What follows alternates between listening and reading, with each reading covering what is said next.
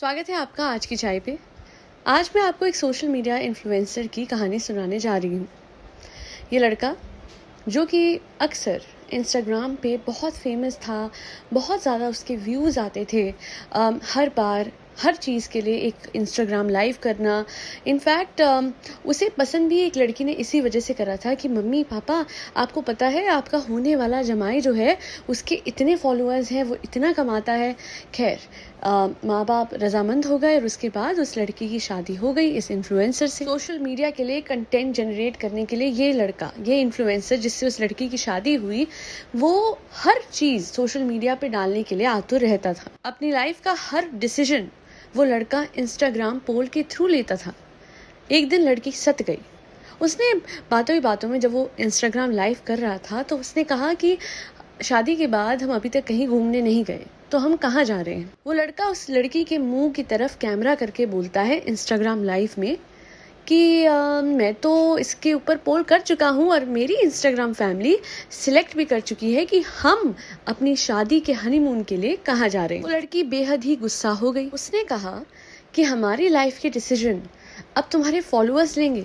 वो लड़का भी कहने लग गया कि अरे इसमें कौन सी बड़ी बात है। हालांकि वो लाइव बंद करा के उस लड़की ने बहुत क्लैरिटी के साथ उस लड़के से बात करी कि हर चीज़ सोशल मीडिया के लिए नहीं होनी चाहिए, पर वो कहाँ मानने वाला था।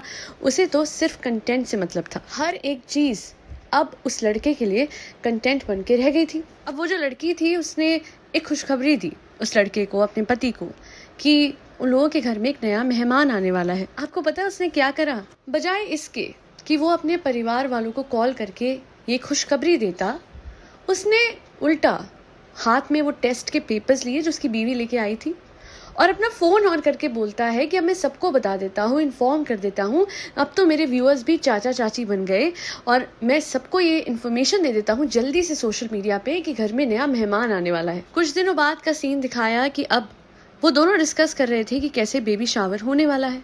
लड़की हैरान हो गई जब अपने पति के मुंह से सुना कि मेरे बेटे को, मेरे बेटी को जो भी आने वाला है उसे दुनिया देखेगी। कंटेंट ही कंटेंट होगा, कोलैबोरेशन ही कोलैबोरेशन, स्पॉन्सर्स ही स्पॉन्सर्स मिलेंगे, जैसे बच्चा उसके लिए एक कंटेंट से ज्यादा कुछ भी ना हो। बीवी उसकी शक्ल देखते ही रह गई। उसने सोचा, इनफैक्ट सोचा नहीं, उसने कहा कि अब बस कर दो, हर चीज को कंटेंट बनाना बंद करो। मैं सोच भी नहीं सकती थी कि मैंने अपनी जिंदगी में तुम जैसे इंसान को चुना शादी करने के लिए, उसने कहा। और वो डिसअपॉइंट होके घर छोड़ के चली गई, ये सोच के कि जरूर एक दिन वो मनाने तो आएगा। पर ये भाई साहब तो कंटेंट के भूखे थे। कंट्रोवर्सीज क्रिएट करना भी इनके लिए कंटेंट ही तो था। You know what he did?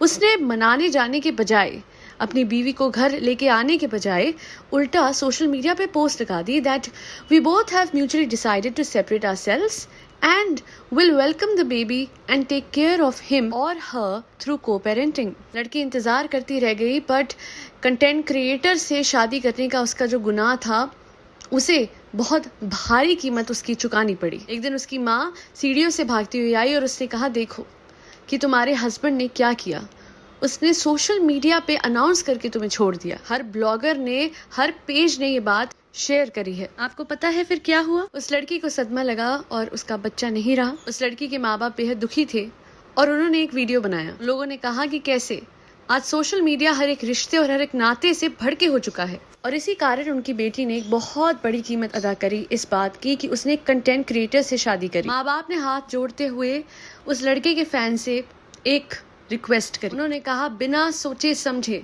किसी को भी फॉलो करना बंद कीजिए। पैसे का क्या फायदा जो अपनों का दिल तोड़ के, दिल दुखा के, या अपनों को कंटेंट बना के मिले। अपने प्यारों का दिल दुखा के सोशल मीडिया का राजा बनने का क्या फायदा। इस एपिसोड के एंड में दिखाया गया है कि सोशल मीडिया का जो क्रेज था वो उस लड़के को इस कदर ले डूबता है कि वो अंत में पता है क्या बोल रहा होता है, मेरा बच्चा नहीं रहा, मेरी बीवी चली गई, बट चलो मैं ट्रेंड तो कर रहा हूँ, मैं ट्रेंड तो कर रहा हूँ।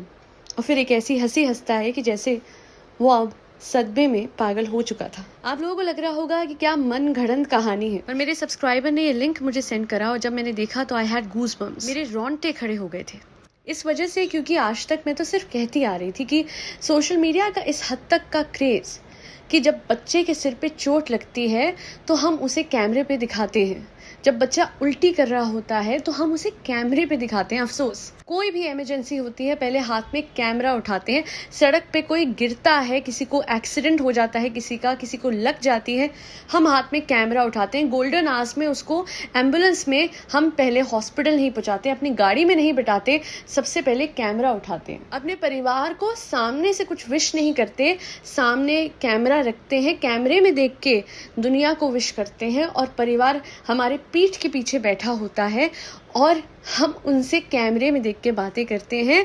सच कह रही हूँ, दिस इज अ मिराज। हाँ बिल्कुल, पैसा कमाना आपके चैनल पे आपका हक है, पर कुछ चीजों को अगर आप नहीं दिखाएंगे और सिर्फ बातों में बता देंगे तो भी चलेगा। किसी को इतनी बड़ी चोट लग जाती है, खूनम खून हो रहा है वो, एंड आपने उसको कंटेंट बना के मोनेटाइज करना है। एथिकल, मॉरल प्रिंसिपल्स कहीं नहीं एग्जिस्ट करते। कुछ क्रिएटर्स के लिए, कुछ व्लॉगर्स के लिए इनकी सीमा ही कोई नहीं है। इन्हें डिस्करेज सिर्फ हम कर सकते हैं, जनता कर सकती है ऐसी चीज़ें करने से। और सच में कह रही हूँ कि अगर आप नहीं भी करते हैं तो ये जो इस तरीके से क्रेज़ है सोशल मीडिया का, जो टिकटॉक में बहुत हद तक आ चुका था कि अरमान मलिक जैसा इंसान टिकटॉक पे लाइव सुसाइड कर रहा था। जो आदमी आज अपने बच्चे को हॉस्पिटल ले जाता है और उसकी उल्टी करते हुए भी उसको दिखाता है, उस चीज़ से कमाना, इस तरीके का दिखावा छोड़िए, अपनों के दुख से कमाना। और कभी बच्चे की होने जैसी बड़ी खबर को सिर्फ इस चीज तक रिड्यूस कर देना कि ये खबर ट्रेंड हो रही है, ये गलत नहीं तो और क्या है। मुझे कमेंट सेक्शन में अपना ओपिनियन, अपनी राय जरूर दीजिएगा और बताइएगा कि ये कहानी सुन के आपको कैसा लगा। मैं आपको बता दूं कि कोई मनगढ़ंत कहानी नहीं थी। ये एक चैनल है हर पल जियो करके। जब मैंने देखा तो मुझे पता नहीं था, बट आई गेस ये सरहद पार का यानी पाकिस्तान का एक चैनल है।